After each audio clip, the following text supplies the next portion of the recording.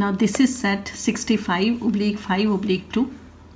This set has come in March 2024. मैंने already 65/5/1 solve कर दिया हुआ है, लेकिन यहाँ पर मैं 65/5/2 सॉल्व कर रही हूँ। आपको मालूम है सभी सेट्स में कुछ क्वेश्चन डिफरेंट होते हैं और बाकी के सारे क्वेश्चन हमारे सेम होते हैं।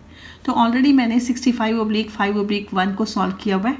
इसका मतलब मैंने बहुत से क्वेश्चंस इस सेट के वहाँ पर मैंने सॉल्व किए हुए हैं। कई बच्चों को थोड़ा ऑब्जेक्शन था कि डिटेल में समझाया जाए और थोड़ा हिंदी में समझाया जाए, तो ये सेट मैं कोशिश करूँगी थोड़ा डिटेल में समझाने की, थोड़ा सा हिंदी में समझाने की कोशिश करूँगी जिससे हिंदी मीडियम स्टूडेंट्स को कुछ हेल्प हो। तो ये सेट मैं कंप्लीट सॉल्व करने लगी हूँ। This is section A. This section has 20 multiple choice questions of 1 mark each. This is question number 8 in our first set, but this is question number 1 in our second set. So this question is derivative of e sin square x with respect to cos x. और यहाँ पर हमारे पास 4 options हैं, तो हमें ठीक option बताना है। So derivative of e sin square x with respect to cos x. तो यहाँ पर आप e sin square x को u ले लो और cos x को v ले लो। So we are to differentiate u with respect to v। तो यहाँ पर हम क्या करने वाले हैं, हमको यहाँ पर डिफ्रेंशिएट करना था e sin square x with respect to cos x। इसका मतलब हो गया we are to differentiate u with respect to v। So u is e sin square x, दोनों साइड पे log ले लो। So log u is equal to log e sin square x। इसको आप लिख सकते हो sin square x log e is 1। सो ये हो गया हमारा sin square x। So log u is sin square x। सो इसका डिफ्रेंशिएट करो और इसका डिफ्रेंशिएट करोगे, इसका डिफ्रेंशिएट करोगे you will have 1/u du/dx।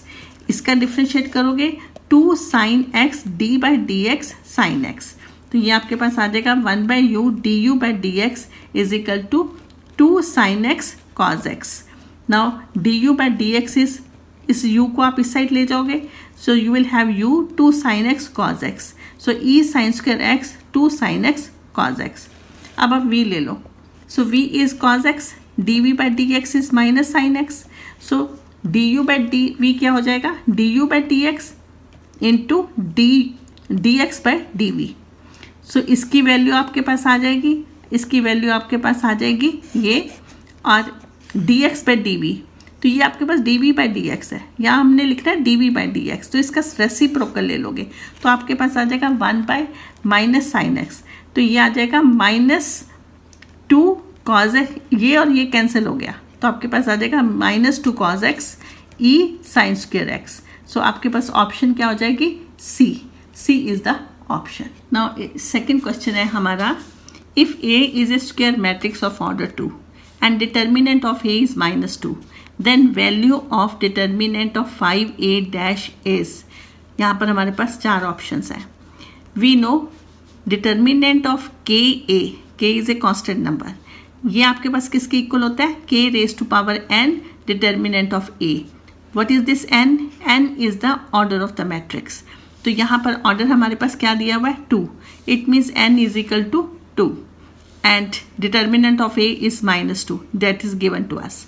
इसका मतलब इसके हिसाब से अगर आप डिटर्मिनेंट ऑफ 5a डैश निकालते हो तो किसके बराबर हो जाएगा, 5 raised to power n determinant of a dash. Now this determinant of a dash is equal to determinant of a, तो इसको हम लिख सकते हैं डिटर्मिनेंट ऑफ ए। अब आपके पास इसकी वैल्यू भी है, n की वैल्यू भी है, तो आपके पास आ जाएगा 25 × -2, that is -50। So A is the option. So again previous set में ये क्वेश्चन नंबर 9 था, बट यहाँ पर ये 3 है।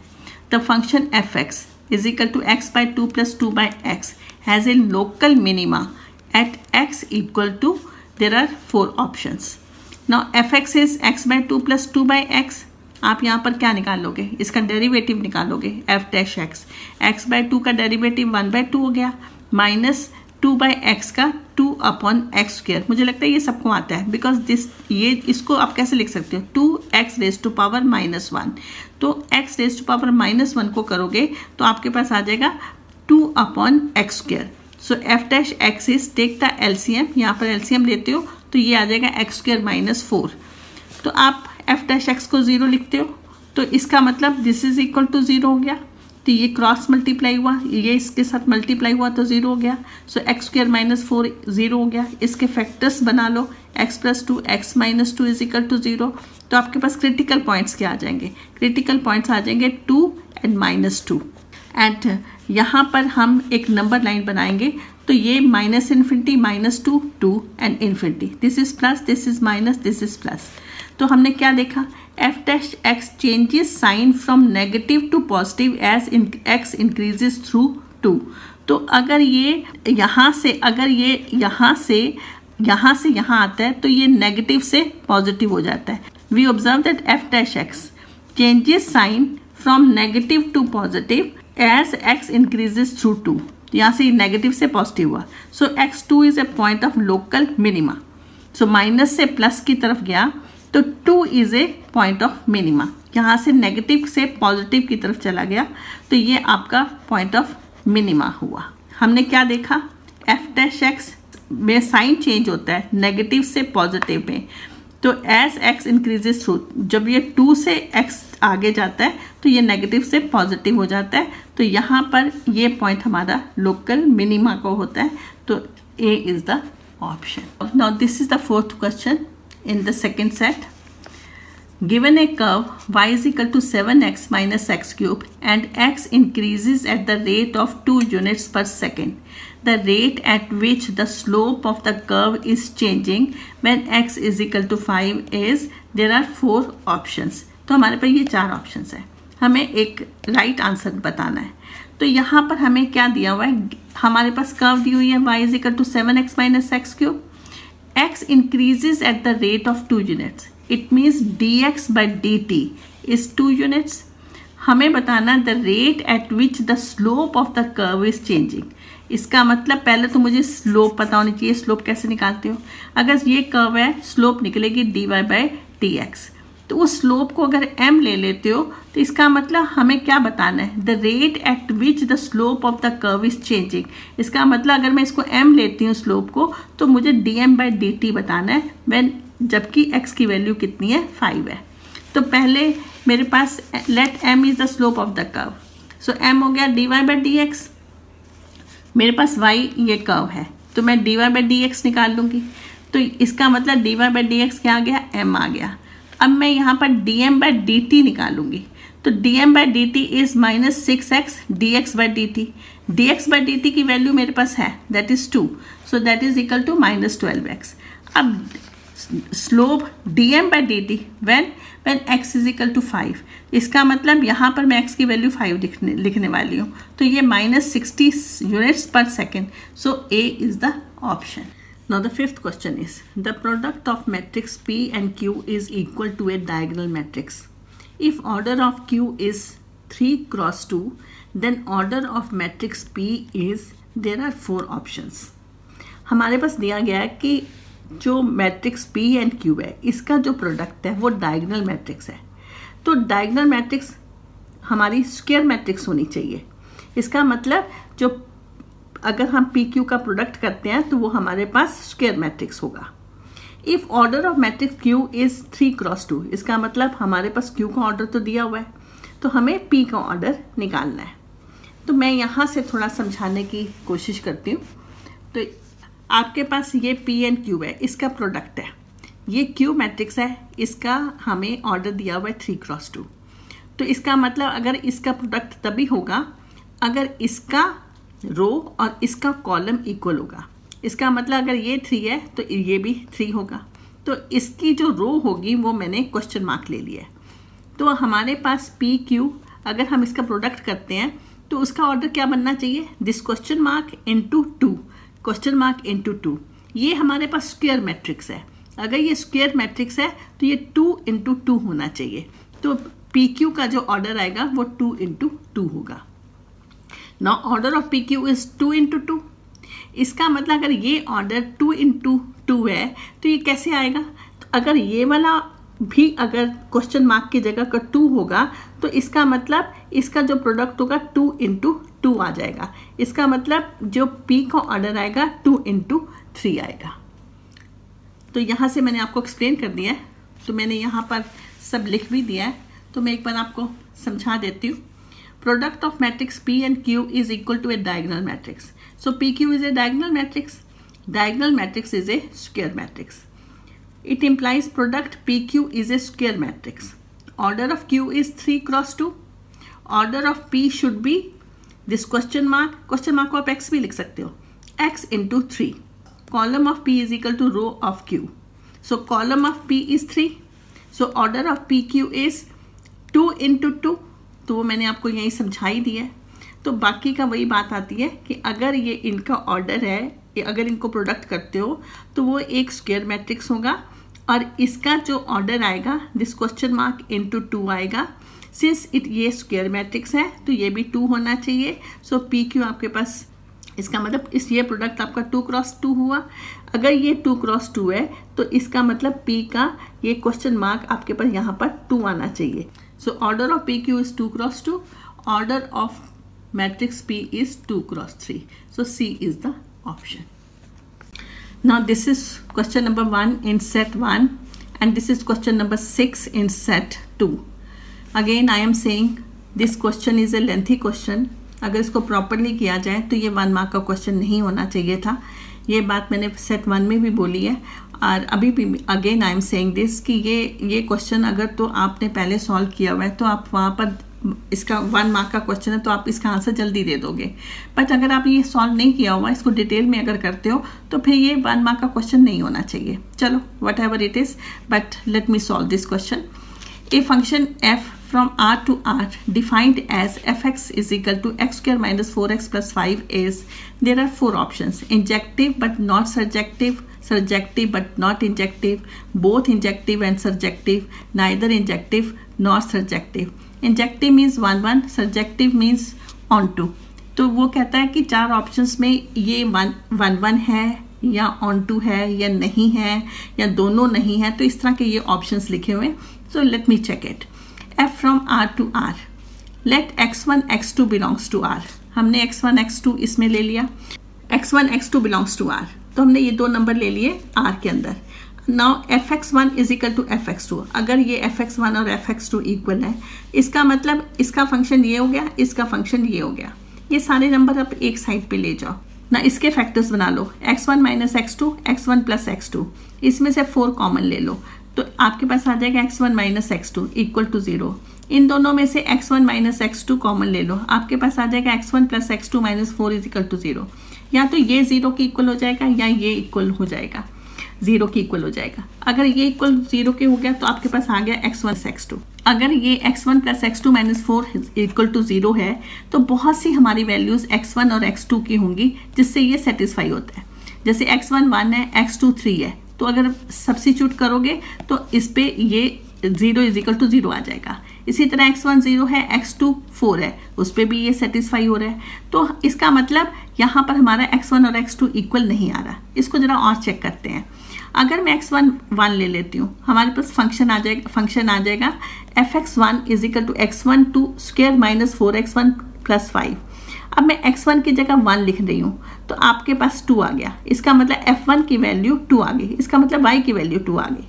अगर मैं x2 3 लेती हूँ तो fx2 आपके पास अगेन, इसको सॉल्व करके देखो, अगेन y की वैल्यू 2 आ जाएगी। इसका मतलब x1 की वैल्यू 1 है, x1 की वैल्यू 3 है, बट y की वैल्यू हमारे पास 2 आ रही है। And this shows it's not 1 1। So for 2 different values of x we have same value of y, so it is not 1 1. एक और मेथड भी मैं आपको बताने लगी हूँ कि फंक्शन है हमारे पास x square minus 4x plus 5। तो इसमें अगर मैं इसका ग्राफिकली बता देती हूँ कि अगेन इट इज़ नॉट 1 1। अगर आपको उस मेथड से नहीं आता तो आप ग्राफिकली भी बता सकते हो इट्स नॉट 1 1। आपने डिफरेंट वैल्यूज x की ली और y की वैल्यू निकाल ली, तो x की वैल्यू -1, y की वैल्यू 10, x की वैल्यू 0, y की वैल्यू 5, x की वैल्यू 1, y की वैल्यू 2, x की वैल्यू 2, y की वैल्यू 1, x की वैल्यू 3 एंड 2, 4 है तो 5 है, 5 है तो 10 है। अब यहाँ पर अगर आप देखोगे 1 x की वैल्यू 2 डिफरेंट वैल्यूज पे, y की वैल्यू ये दोनों वैल्यू सेम आ रही हैं। इसी तरह से अगर आप देखो x की 2 डिफरेंट वैल्यूज पे 0 और 4 पे y की वैल्यू सेम आ रही है, 5 आ रही है। तो इसी तरह से x की 2 डिफरेंट वैल्यूज पे -1 और 5 पे y की वैल्यू 10 और 10 आ रही है। तो अगर 2 डिफरेंट वैल्यूज पे y की एक ही वैल्यू आती है तो ये 1 1 नहीं होता। तो देखो अगर आप ग्राफ भी बना लेते हो तो ग्राफ में भी देखो यहाँ पर 2 different values of x, y की सेम वैल्यू आ गई। 2 different values of x 0 and 4 पे y की वैल्यू 5, y की वैल्यू 5। सिमिलरली 2 डिफरेंट वैल्यूज पे आपकी y की वैल्यू सेम आ गई। तो ये आपका 1 1 नहीं है। तो ग्राफिकली भी आप देख सकते हो और अलजेब्रिकली भी मैंने आपको समझाने की कोशिश की है। f from r to r, this is the function fx। So y is equal to x square minus 4x plus, यहाँ पर मैंने इसको परफेक्ट स्क्वायर बनाना है तो उसके लिए मैंने 2 स्क्वायर ऐड कर दिया और -2 स्क्वायर सब्ट्रैक्ट कर दिया प्लस 5। ये आपके पास फार्मूला बन जाएगा x minus 2 whole square -4 plus 5। ये आ जाएगा x minus 2 whole square plus 1। So x minus 2 whole square is equal to 1 को इस साइड ले जाओ y minus 1, x minus 2 is equal to plus minus root y minus 1, x is equal to 2 plus minus root y minus 1. Now this is y minus 1 is greater than equal to 0, y is greater than equal to 1. तो आपके पास आ जाएगा interval बनेगा 1 to infinity and here it is closed. So range आपके पास 1 to infinity आ गई, but codomain आपके पास R है. So range is not equal to codomain. So it is not onto. So function is neither injective nor surjective. तो ना तो ये 1 1 है और ना ये ऑन टू है। सो डी आपका ऑप्शन बनता है। Now 7th question, if sine x y is 1 then d y by d x is equal to, there are 4 options. Sine x y is 1, इसकी डिफ्रेंशिएशन करो, cos x y d by d x y is equal to 1 की differentiation 0 होती है। So cos x y, this is a product rule यहाँ पर आपका apply होगा, तो ये हो जाएगा x d y by d x plus 1 y is equal to 0। अब इसको इसके नीचे ले जाओ बिकॉज इन दोनों में प्रोडक्ट है, तो ये इसके नीचे चला गया तो ये सब 0 हो गया।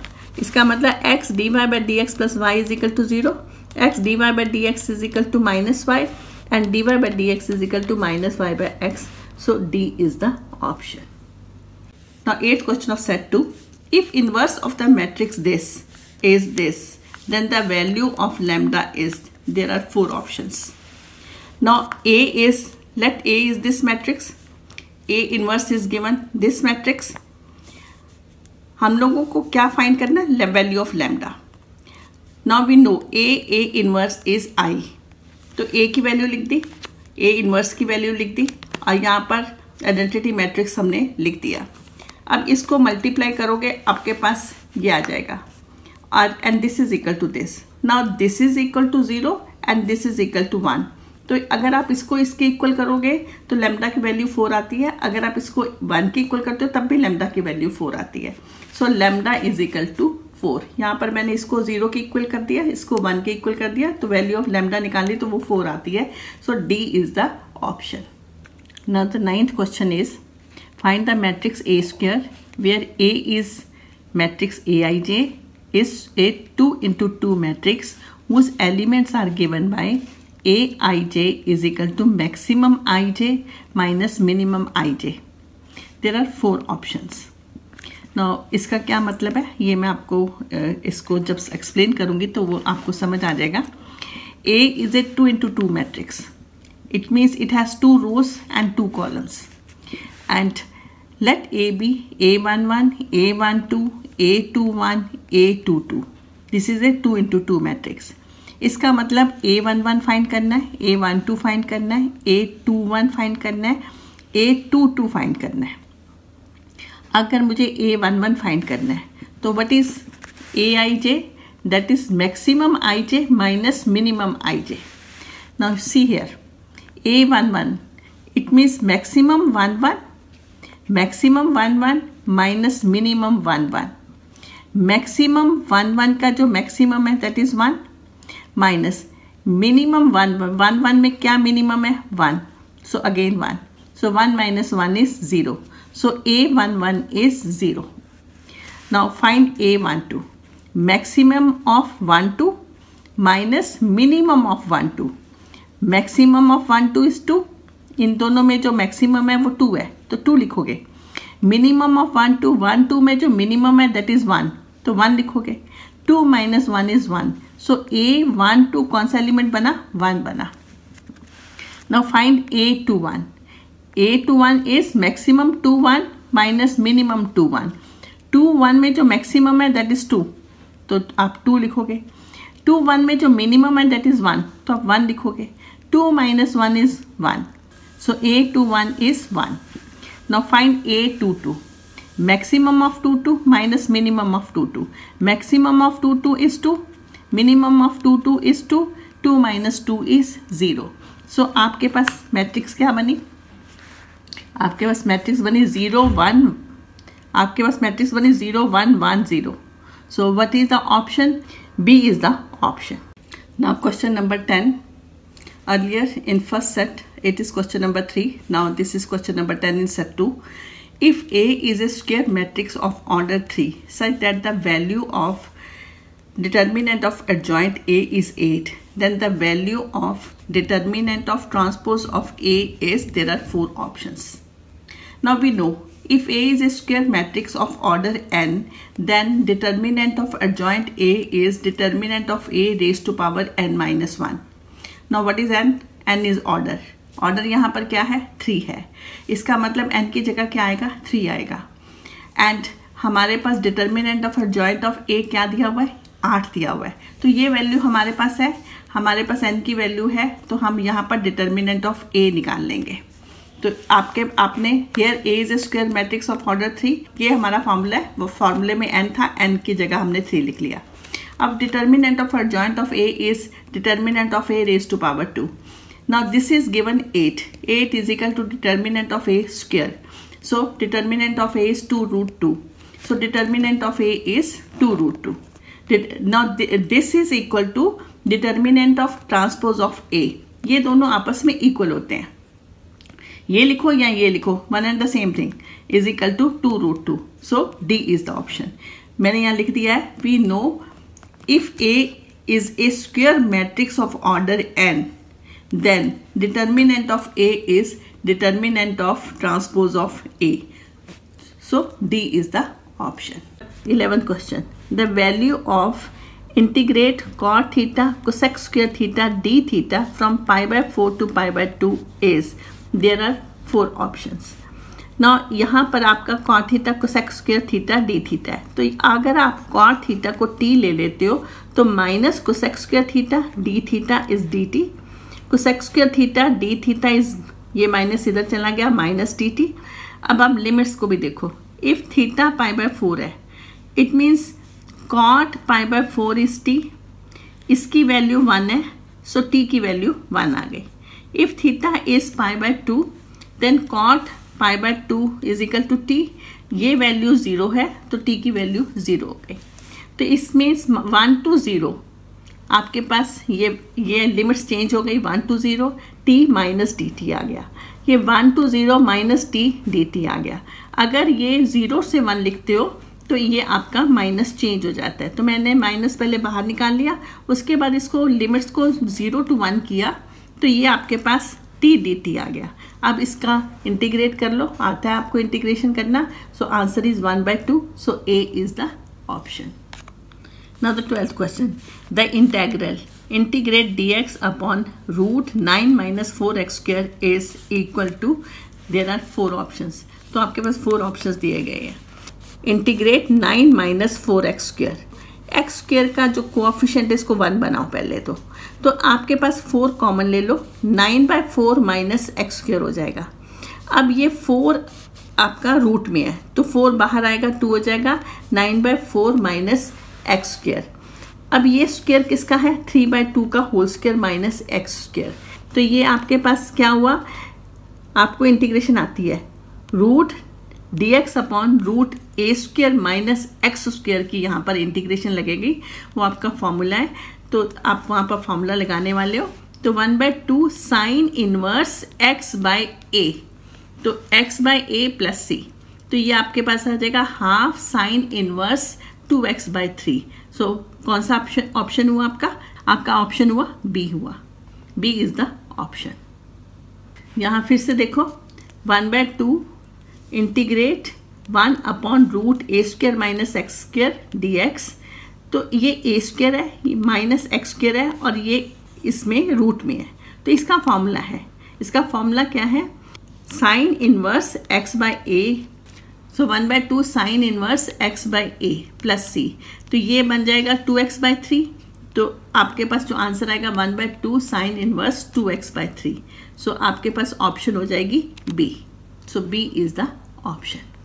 पर यहाँ पर ये ध्यान देने वाली बात है आपकी कि इसमें आपने x² का कोएफिशिएंट को आप 1 बनाओ, फिर फार्मूला लगाना इजी हो जाएगा आपके लिए। Now question number 13, the area of the reason bounded by the curve y² = 4x and x = 1 is there are 4 options। तो आपके पास ये y² = 4x है, तो ये जो पैराबोला है ये x के सिमेट्रिक बनेगा ऐसे, एंड x = 1 की ये लाइन है। तो आपको जो एरिया बताना है वो इस पूरे पोर्शन का बताना है। तो इसका मतलब आप इसका एरिया निकालोगे और उसको 2 से मल्टीप्लाई कर दोगे। तो आपके पास एरिया क्या आ जाएगा? 2 times y dx, integration of y dx from 0 to 1, from 0 to 1 and it is 2 times because हमें ये इन दोनों का एरिया निकालना है। तो पहले हम इसका निकाल रहे हैं, उसको 2 से मल्टीप्लाई कर रहे हैं।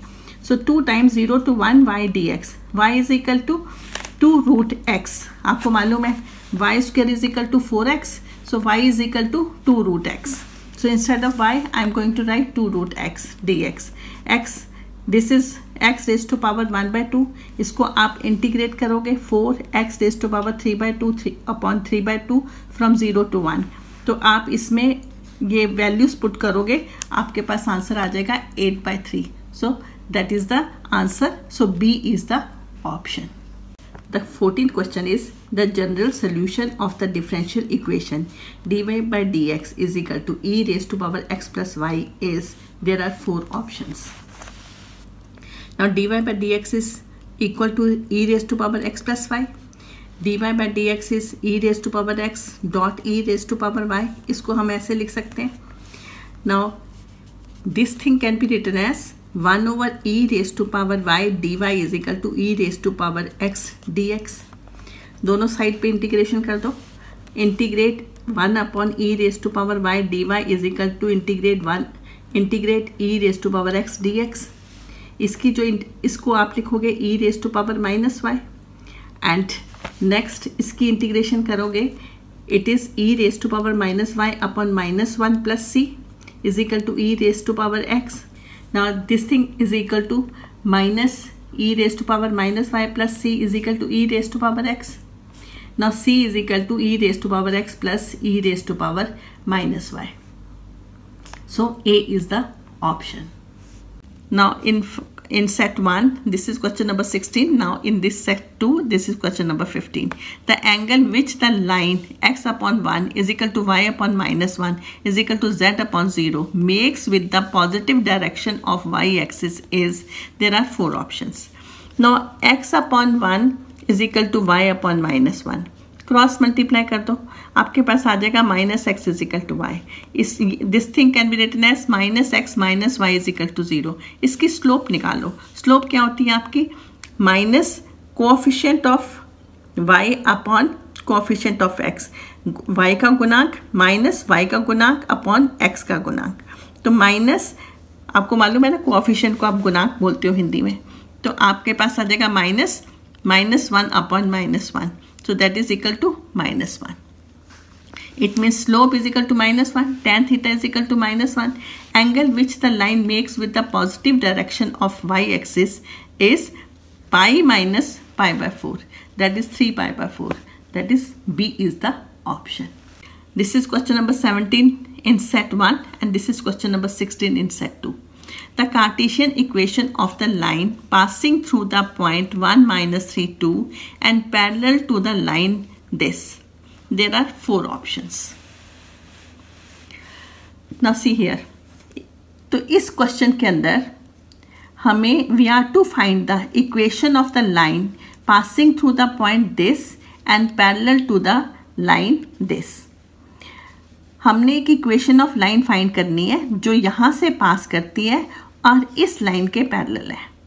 पहले तो मैं इस लाइन को लिखने वाली हूँ कि इसको इससे मल्टीप्लाई करो, आई कैप को इससे करो, के कैप को इससे करो और के कैप को 1 से करो। मल्टीप्लाई करने के बाद आपके पास ये आ जाएगा। यहाँ पर आप हमारे पास आ गया 2i कैप माइनस के कैप, इन तीनों में से लैम्डा कॉमन ले लो तो ये आ गया। अब इससे हमें क्या पता चलता है कि this line is parallel to the vector i cap plus j cap plus 2k cap. तो क्या बात बनी हमारी ये बनी कि हमने एक इक्वेशन ऑफ लाइन फाइंड करनी है जो कि इस वेक्टर के पैरेलल है। सो मैंने यहाँ पर यही लिखा है, given line is parallel to the vector this, required line is parallel to the given line, so required line is parallel to the vector this I cap plus j cap plus 2k cap. It means जो हमने line find करनी है, जो required line है हमारी, now required line passes through the point this and is parallel to the vector this. अब अगर कोई जो हमें लाइन फाइंड करनी है वो इसके यहाँ से पास करती है और इसके पैरेलल है, तो वो क्या हो जाएगी, that is I cap minus 3k J cap plus 2k cap plus lambda I cap plus j cap plus 2k cap. And इसका जो कार्टेशियन फॉर्म होगी वो आपके पास आ जाएगी x minus 1/1, y plus 3/1 and z minus 2/2। So D is the option. तो ये यहाँ से वेक्टर फॉर्म से कार्टेशियन फॉर्म लिखना मुझे लगता है तुम सबको आता है।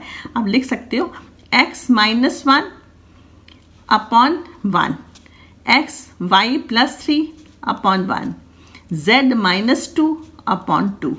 सो ये हमारे पास 1, 1 और जो 2 है ये डायरेक्शन रेशियोज होते हैं जो यहाँ से आते हैं। x minus 1, y plus 3 and z minus 2। आप यहाँ से इसको देख के लिख सकते हो। तो ये कार्टेशियन फॉर्म है हमारी ये, and D is the option. Now this is 17th question in set 2 and 18th question in set 1. So this is 17th question in set 2. If A and B are events such that probability of A given B is equal to probability of B given A is not equal to 0, then there are these 4 options. Now what is given to us? Probability of A given B is equal to probability of B given A. They both are equal. सो इसका ये formula होता है, इसका ये formula होता है। आप divide कर दो probability of A intersection B से, आपके पास आ जाएगा ये और ये कट जाएंगे। जब आप इसको डिवाइड करोगे probability of A intersection B से, you will have 1 by probability of B is equal to 1 over probability of A.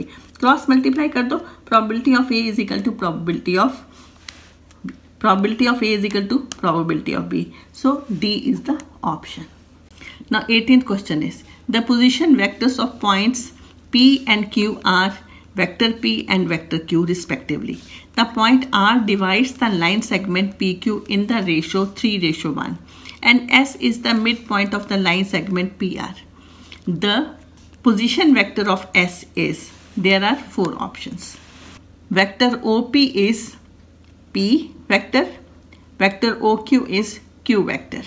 The point R divides the line segment PQ in the ratio 3:1. So vector OR is 3 multiply Q and 1 multiply P. 3Q vector plus P vector upon 3 plus 1 is equal to 3Q vector plus P vector upon 4. Now S is the midpoint of the line segment PR. So vector OS is P vector plus 3Q vector plus P vector upon 4 upon 2. तो आपने इसका और इसका mid point ले लेना है, इसका और इसका मिड पॉइंट निकालना है। तो आपके पास आ जाएगा 4P vector plus 3Q vector plus P vector upon 8 is equal to 5P vector plus 3Q vector upon 8. So D is the option. Now assertion and reason based questions. Now directions are given here and there are 4 options here. Now A part is both assertion A and reason R are true and reason R is the correct explanation of the assertion A. B is both assertion A and reason R are true and reason R is not the correct explanation of the assertion A. C is assertion A is true but reason R is false and D is assertion A is false but reason R is true. Now this is question number 20 in set 1 and this is question number 19 in set 2. Assertion A, the vectors vector A is this, vector B is this, vector C is this. Represent the sides of a right angled triangle. And reason are three non-zero vectors of which none of two are collinear forms a triangle if their resultant is a zero vector or sum of any two vectors is equal to the third. First you will find magnitude of vector A, which will come out to be root 104. Then you find magnitude of vector B, which will come out to be root 140. Magnitude of vector C, which will come out to be root 36. Now magnitude of A square plus magnitude of C square, which is equal to 140, that is equal to magnitude of vector B whole square. So these vectors form a right angled triangle. So this is a true statement. And about the second statement, this is again a true statement. This is again a true statement. So A is the option. Now this is 19th question in set 1 and 20th question in set 2. Domain of y is equal to cos inverse x is -1 to 1. Reason are the range of the principal value branch of y is equal to cos inverse x is this. Now assertion A is true. Now domain of this is this and this is true statement. And reason R is false. This is a false statement. The range of the principal value branch of y is equal to cos inverse x is 0 to pi.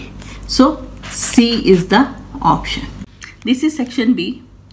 This section has very short answer questions of 2 marks each. If A is sin inverse root 2 upon 2 plus cos inverse minus 1 by 2 and B is tan inverse root 3 minus cot inverse minus 1 by root 3, then find the value of A plus B.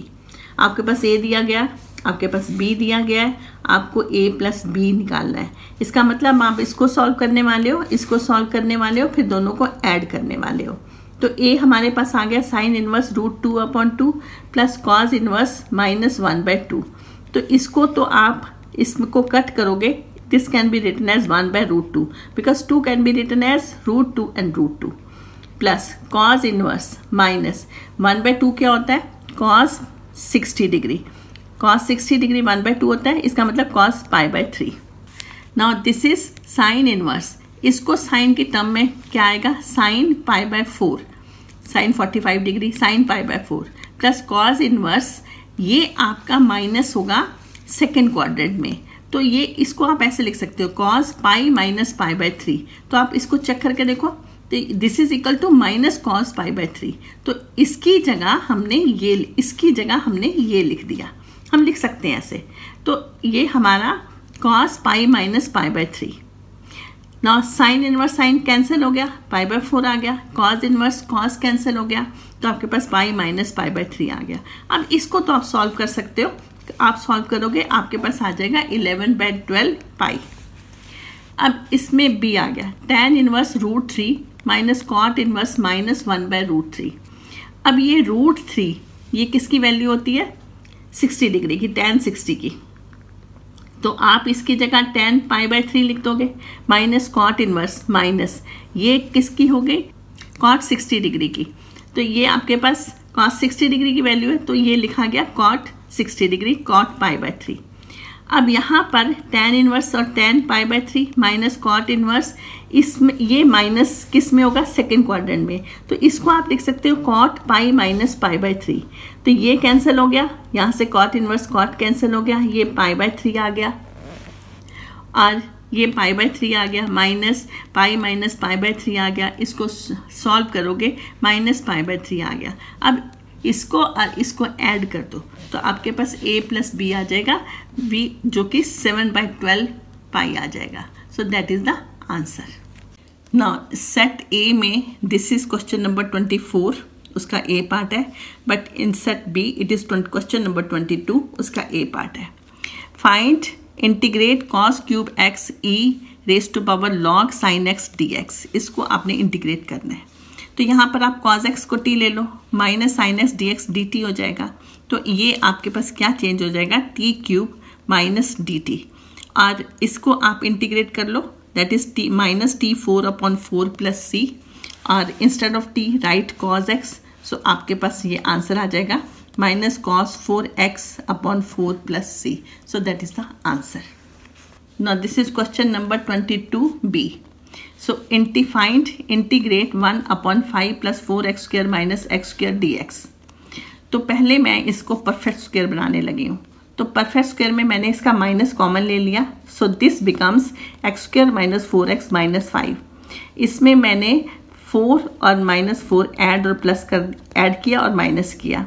सो ये आपके पास आ जाएगा x minus 2 whole square minus 3 whole square. So this is equal to, अगर मैं minus अंदर ले जाती हूँ तो this becomes 3 square minus x minus 2 whole square. तो आपके पास ये इंटीग्रेशन आपके पास ये आ गई. Now let's have x minus 2st. So dx is equal to dt. So this becomes 3 square minus t square dt. And इसका जो फॉर्मूला है, अगर ये फॉर्मूला आपको याद है, नहीं तो आप बुक खोल के देख लो, फॉर्मूले के हिसाब से this becomes 1 this is a 1 by 2a, it means 1 by 6 log 3 plus t upon 3 minus t plus c. So ये मैंने फॉर्मूले के हिसाब से लिखा है 1 by 6 log, instead of t write x minus 2. So this is 3 plus x minus 2 upon 3 minus x minus 2 plus c. And 1 by 6 log 3 plus x minus 2 upon 3 minus x plus 2 plus c. 1 by 6 log mod 1 plus x upon 1 minus x plus c. So that is the answer. Now 23rd question. Sand is pouring from a pipe at a rate of 15 centimeter cube per minute. The falling sand form a cone on the ground such that the height of the cone is always 1/3 of the radius of the base. How fast is the height of the sand cone increasing? At the instant when the height is 4 centimeter. Sand is pouring from the pipe at the rate of 15 centimeter cube per minute. इसका मतलब ये आपका volume है. Sand is pouring from the pipe at the rate of 15 centimeter cube per minute. It means ये volume है. इस volume से आपकी वो जो रेत है वो आपकी गिर रही है पाइप से. तो ये आपके पास क्या हो गया, dv बाई dt. तो ये आपके पास dv बाई dt है. द फॉलिंग सैंड फॉर्म ए कोन. तो फॉलिंग जो सैंड गिर रही है उससे कोन बन रहा है. Height of the cone is always 1/3 of the radius of the base. जो हाइट है वो रेडियस से 1/3 है. How fast is the height of the sand cone increasing at the instant when the height is 4 centimetre. तो हमको क्या निकालना है, dh by dt निकालना है. dh by dt फाइंड करना है. So let v denote the volume of the cone. So dv by dt is 15 centimeter cube per minute. h is equal to 1 by 3 r.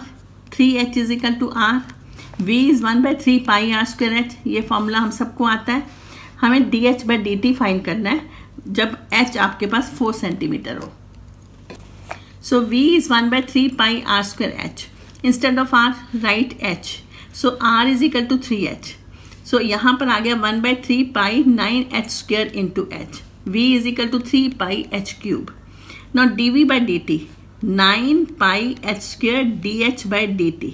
ये आपकी value 15 है. h आपके पास 4 है. So value put कर दोगे आपके पास आ जाएगा 15 9 pi 16 dh by dt.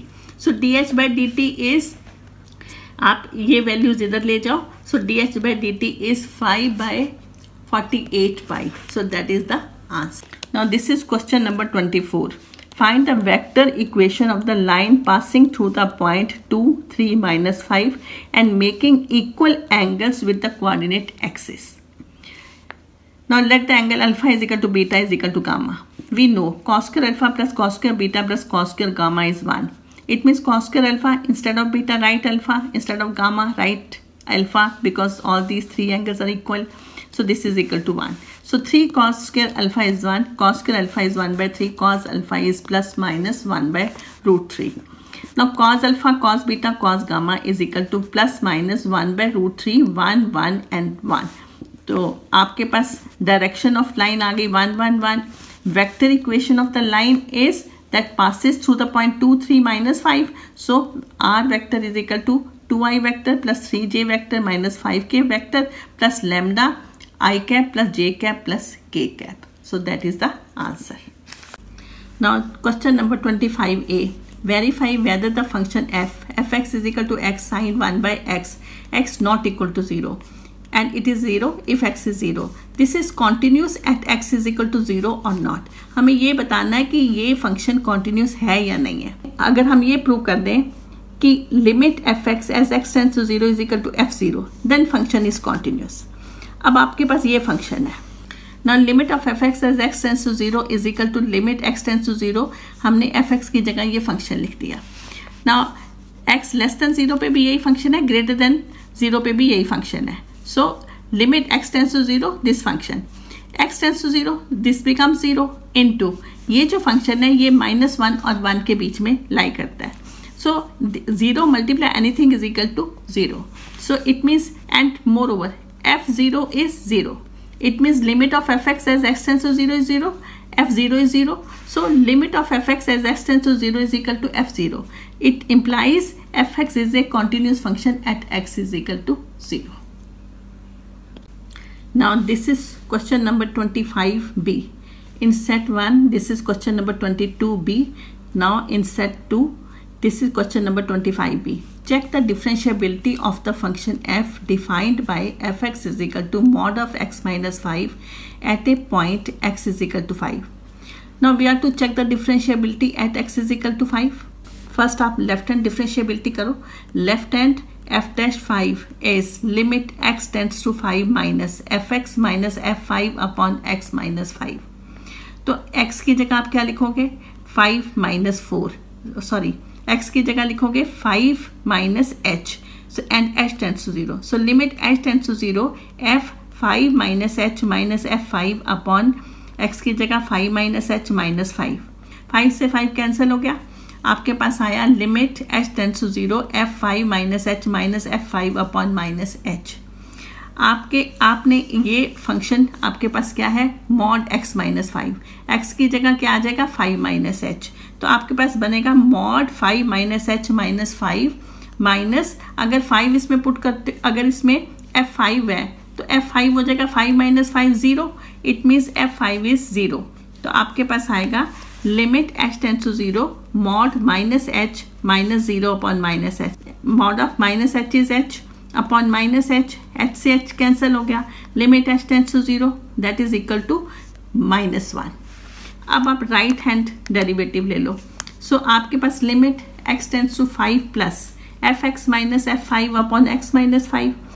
सो आपके पास आ जाएगा limit h tends to 0 f5 plus h minus f5 upon 5 plus h minus 5. 5 से 5 कैंसिल हो गया.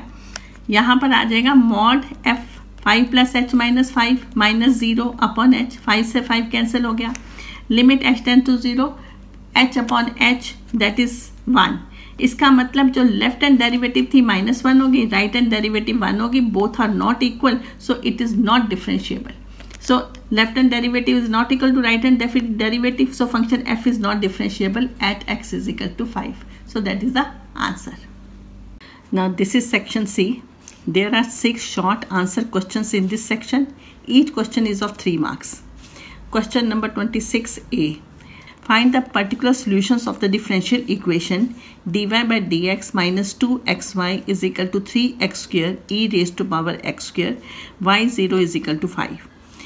Now this is a linear differential equation of the form dy by dx plus py is equal to q. Now p is equal to minus 2x, q is equal to 3x square e raised to power x square.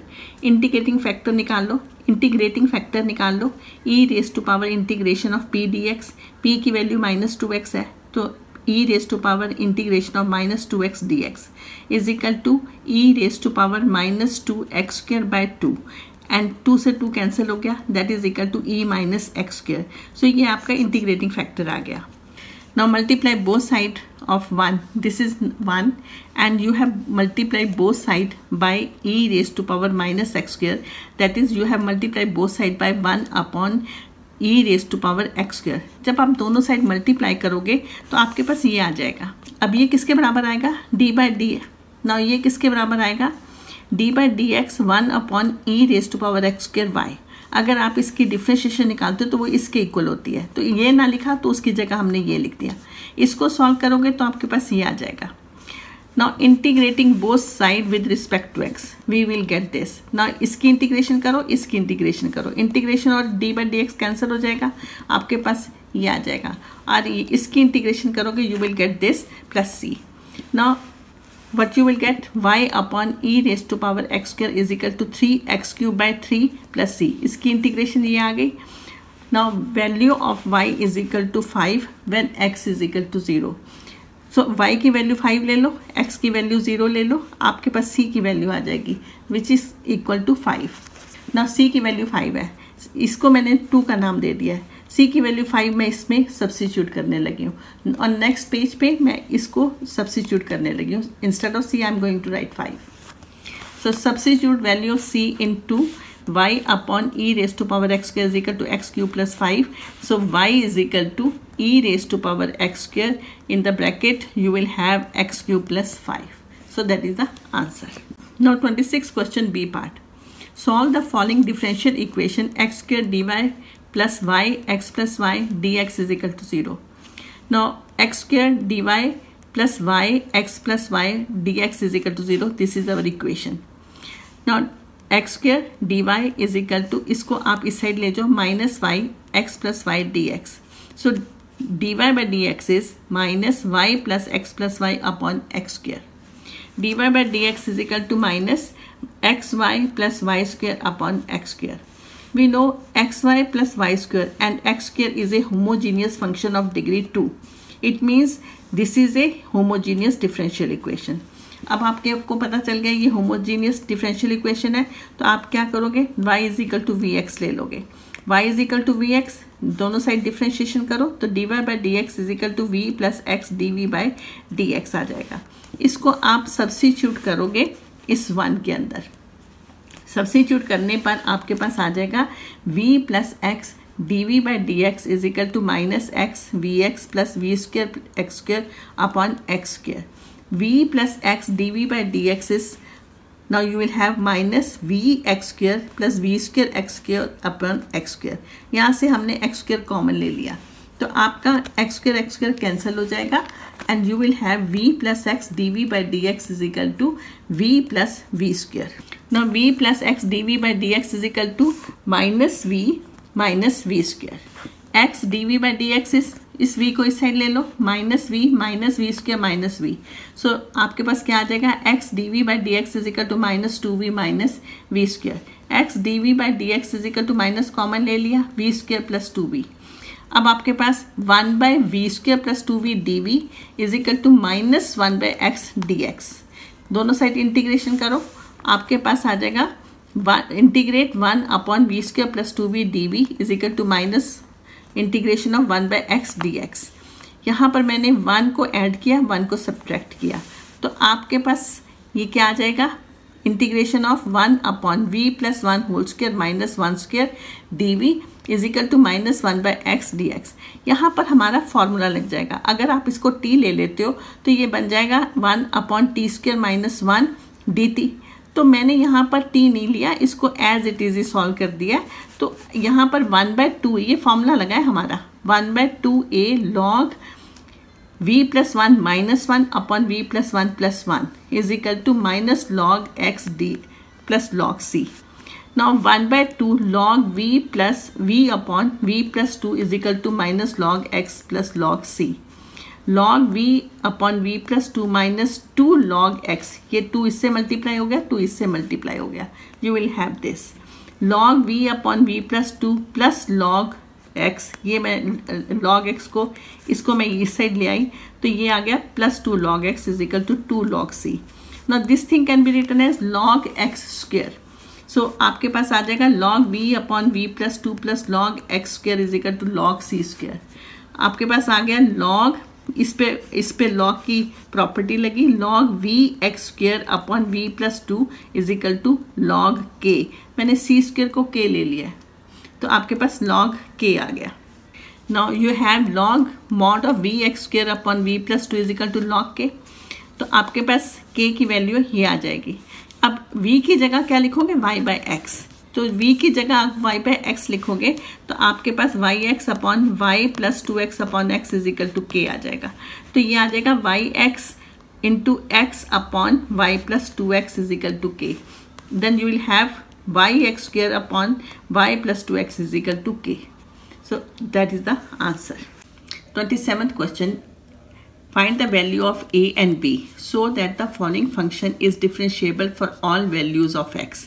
fx is ax plus b when x is greater than minus 1 and this is bx square minus 3 if x is less than equal to minus 1. और minus 1 x is equal to minus 1 पे कौन सा function लोगे? ये वाला। Greater than minus 1 पे ये function, less than minus 1 पे ये फंक्शन और x is equal to minus 1 पे ये वाला फंक्शन लोगे आप। तो fx is differentiable, this is given. It means this function is continuous also. So fx is differentiable, it implies function fx is continuous as well as differentiable. Function is continuous, आपको मालूम है limit of fx as x tends to minus 1 minus is equal to limit of fx as x tends to minus 1 plus is equal to f minus 1. तो इस फॉर्मूले से हम a की value निकाल लेंगे। पहले आप लेफ्ट हैंड की लिमिट निकालो, आई थिंक सबको निकालनी आती है। तो आपके पास आ जाएगा limit f x as x tends to minus 1 minus is equal to limit b x square minus 3 as x tends to minus 1 minus x की जगह आप माइनस 1 माइनस एच रखोगे तो आपके पास लिमिट एच टेंस टू 0 ये आ जाएगा। एच की वैल्यू 0 पुट करोगे आपके पास बी माइनस 3 आ जाएगा। देन राइट हैंड लिमिट निकालो आप, limit of f x as x tends to minus 1 plus आप ये वाला फंक्शन लोगे, x की जगह माइनस 1 प्लस एच हो जाएगा तो आपके पास limit h tends to 0 a minus 1 plus h plus b आ जाएगा। इसको h की वैल्यू 0 पुट करोगे तो माइनस a प्लस बी आ जाएगा। एफ एक्स आप बी एक्स स्क्वायर माइनस 3 ये फंक्शन ले लो और f माइनस 1 निकाल लो, वो आपके पास आ जाएगा b माइनस 3। सो कॉन्टीन्यूस फंक्शन का ये फॉर्मूला है। तो इसकी जगह आपका b माइनस 3 लिखा जाएगा, इसकी जगह माइनस a प्लस बी लिखा जाएगा, इसकी जगह b माइनस 3 लिखा जाएगा। ये भी b माइनस 3 है, ये भी b माइनस 3 है। सो और ये आपके पास माइनस a प्लस बी है। So minus a plus b is equal to b minus 3 ले लो तो a की वैल्यू आपके पास 3 आ जाएगी।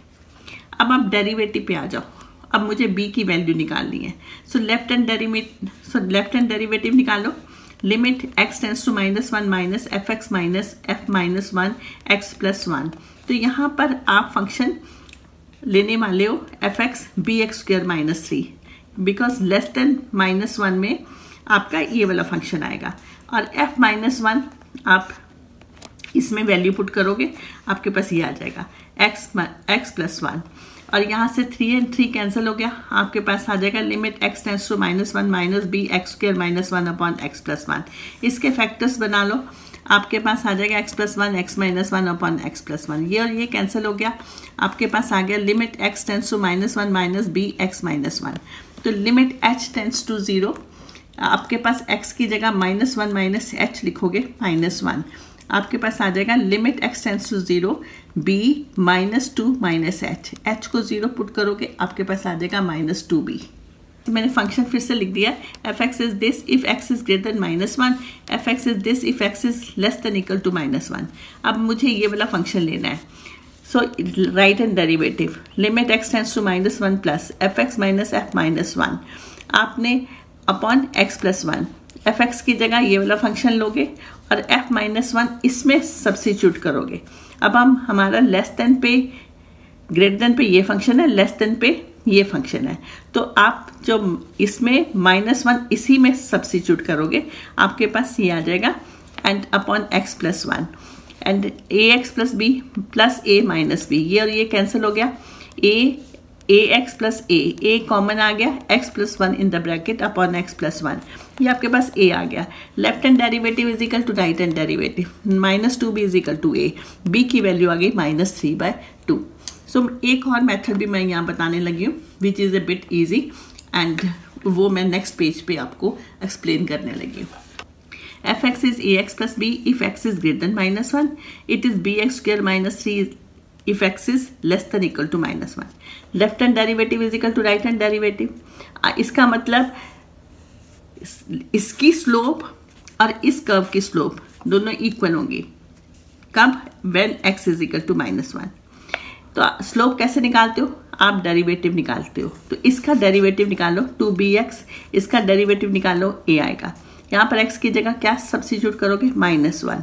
सो -2b is equal to a की value -2b is equal to a की वैल्यू आपने क्या निकाली थी 3, इसका मतलब -2b is equal to 3, b is equal to -3/2। 28th question A part. Find dy by dx if cos x raised to power y is equal to cos y raised to power x. Now this is the question. Taking log on both sides. So this will become y log cos x is equal to x log cos y. इसकी differentiation करोगे, इसकी differentiation करोगे, ये product rule यहाँ भी लगेगा, इस side भी लगेगा। एक फंक्शन y है, दूसरा log cos x है, एक फंक्शन x है, दूसरा log cos y है। तो प्रोडक्ट रूल मैंने यहाँ पर लगाया है, अगर आप अपने हिसाब से लगा लो तो आपके पास यही टर्म्स आएंगी। And now we will have cos x का डिफ्रेंशिएशन करोगे -sin x आएगा, यहाँ भी cos y का करोगे -sin y आएगा with respect to y, so साथ में dy by dx भी आ जाएगा। Then you will have -y sin x upon cos x plus log cos x dy by dx is equal to log cos y minus x sin y upon cos y dy by dx। अब यहाँ पर dy by dx है, इसमें dy by dx है। आप ये वाली terms एक साइड पे ले लोगे और ये वाली टर्म्स आप राइट हैंड साइड पे ले लोगे। sin x by cos x is tan x। तो यहाँ पर हमने dy by dx वाली टर्म्स एक साइड पे ले ली, लेफ्ट हैंड साइड पे ले ली, और बिना dy by dx की टर्म्स हमने राइट हैंड साइड पे ले ली, और यहाँ से हमने dy by dx कॉमन ले लिया। Now you have log cos x plus x tan y dy by dx is equal to y tan x plus log cos y. So dy by dx is y tan x plus log cos y upon log cos x plus x tan y. So that is the answer. Now 28th question B part. If root 1 minus x square plus root 1 minus y square is equal to a x minus y, prove that dy by dx is root 1 minus y square upon 1 minus x square. आप x की जगह sin a लिख लो और y की जगह sin b लिख लो, तो आपके पास ये जो इक्वेशन है ये बन जाएगी। x की जगह मैंने sin a लिखा, y की जगह sin b लिखा, x की जगह sin a लिखा, y की जगह हमने sin b लिखा।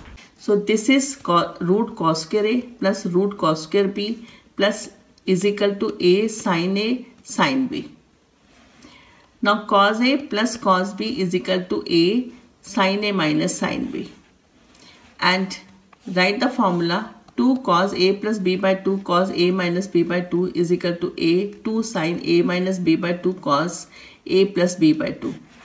Now 2 and 2 is cancelled. Cos a plus b by 2 cos a plus b by 2 is cancelled.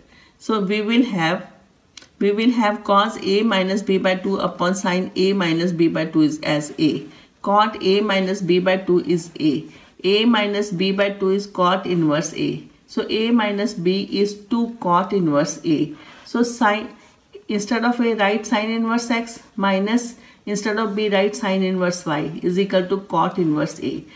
और आप सबको आता है ये डिफ्रेंशिएट करना, आपको ना इसको डिफ्रेंशिएट करोगे तो आपके पास आ जाएगा 1/√1 minus x square minus 1/√1 minus y square dy by dx is equal to 0. So dy by dx is equal to √1 minus y square upon 1 plus x square. This is what you want to prove. Now this is question number 29th A. Evaluate. Integrate e cos x upon e raised to power cos x plus e raised to power minus cos x dx from 0 to pi. Now let this be I. Now I is this. यहाँ पर हमने एक property लगाई. So 0 to pi e cos pi minus x upon e cos pi minus x plus e minus cos pi minus x dx. Now this becomes I is equal to 0 to pi e minus cos x. ये आपका minus cos x हो गया, ये भी minus cos x हो गया, and ये भी cos x हो गया। माइनस बाहर आया तो माइनस माइनस प्लस हो गया, cos x हो गया। अब आप इस I को और इस I को ऐड कर लो, आपके पास आ जाएगा 2i is equal to, add करने पर हमारे पास ये आ जाएगा। अगर आप इसका एलसीएम लोगे यू विल गेट दिस, ये और ये कैंसिल हो गया, आपके पास 0 to pi 1 dx आ गया। So x 0 to pi, so this is equal to pi. So 2i is equal to pi, I is equal to pi by 2. So that is the answer. This is 29th b. Find integrate 2x + 1 upon x + 1 whole square x - 1 dx. So इसको आप लिख सकते हो a/x + 1 plus b/x + 1 whole square plus c upon x - 1. तो आप इसको multiply करोगे x + 1 whole square x - 1 से, तो आपके पास आ जाएगा 2x + 1 a x + 1 x - 1 plus b x - 1 and plus c x + 1 whole square. आप x = 1 पुट करोगे, आपके पास c की वैल्यू आ जाएगी. अगर आप x की जगह -1 पुट करोगे, आपके पास b की वैल्यू आ जाएगी. x² के कोएफिशिएंट्स कंपेयर करोगे, आपके पास आ जाएगा 0 = a + c. 0 = a, c की वैल्यू 3/4 है, तो a की वैल्यू -3/4 है. तो ये तीनों वैल्यूज़ a b c को अगर आप यहाँ पर सब्स्टिट्यूट करोगे, आपके पास ये आ जाएगा. आप दोनों साइड पे इंटीग्रेट करोगे तो आपके पास ये ऐसा लिखा जाएगा, integration of this is equal to integration of this plus integration of this plus integration of this.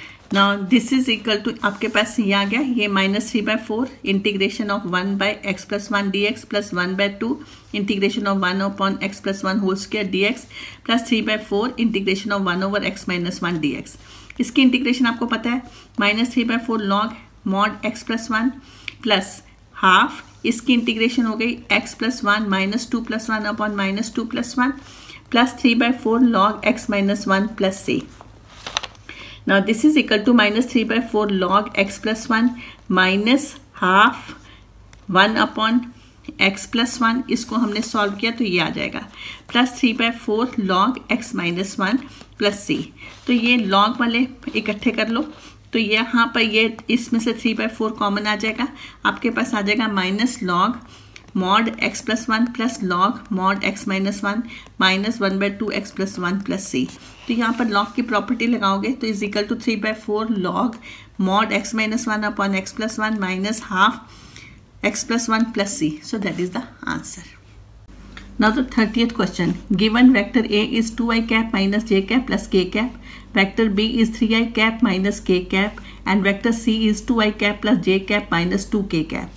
Find a vector D which is perpendicular to vector A and vector B, and vector C dot vector D is equal to 3. Now this is the question. I am to find the vector D. Now let vector D is xi cap plus yj cap plus zk cap. Vector D is a vector which is perpendicular to both vector A and vector B. It means vector D dot vector A is 0 and vector D dot vector B is equal to 0. Now vector D dot vector A is 0. It means 2x minus y plus z is equal to 0. Vector D dot vector B is 0. So it means 3x minus z is equal to 0. Now this is given. Vector C dot vector D is 3. This is given to us. अगर आप इसको करोगे तो आपके पास आ जाएगा 2x plus y minus 2z is equal to 3. तो यहाँ पर ध्यान रखना, मैंने भी इसको पहले 0 लिख दिया था, 0 नहीं लिखना, यहाँ पर ये 3 है तो ये 3 आएगा, तो इस तरह की गलती मत करना. सो आपके पास 3 इक्वेशंस आ गई. One is 2x minus y plus z is equal to 0. Second is 3x minus z is equal to 0. And the third is 2x plus y minus 2z is equal to 3. So I have these 3 equations. मुझे यहाँ से x, y, z की value निकालनी है. तो आपके पास यहाँ पर हमारे पास 3x minus z is equal to 0 है. इसका मैंने इसको नाम दिया 2 का. So from 2 we have 3x minus z is equal to 0. So 3x is equal to z. तो ये z equal to 3x आ गया. इसको आप फर्स्ट इक्वेशन में सब्स्टिट्यूट करो और थर्ड इक्वेशन में सब्स्टिट्यूट करो. तो आपकी फर्स्ट इक्वेशन क्या बन जाती है, अगर आप वहाँ पर इसको सब्स्टिट्यूट करोगे, z की जगह 3x लिखोगे और तो आपके पास आ जाएगी 5x minus y is equal to 0. इसी तरह से जो थर्ड इक्वेशन है वो भी आप जब यहाँ पर z की जगह 3x लिखोगे तो वो भी इक्वेशन आपकी सॉल्व करने पर आपकी बन जाएगी -4x plus y is equal to 3. तो आपके पास 2 इक्वेशन आ गई x और y में. तो यहाँ पर आप किसी भी मेथड से, सब्स्टिट्यूशन मेथड से या एलिमिनेशन मेथड से x और y की वैल्यू निकाल लो. मैंने यहाँ पर एलिमिनेशन मेथड लगाया तो आपके पास x की वैल्यू 3 आ जाएगी, y की वैल्यू 15 आ जाएगी. अगर x की वैल्यू 3 है, y की 15 है, तो आप यहाँ से z फाइंड कर लोगे, तो z की वैल्यू 9 आ जाएगी. तो यहाँ पर आपका वेक्टर डी क्या था, एक्स आई कैप प्लस वाई जे कैप प्लस जेड के cap.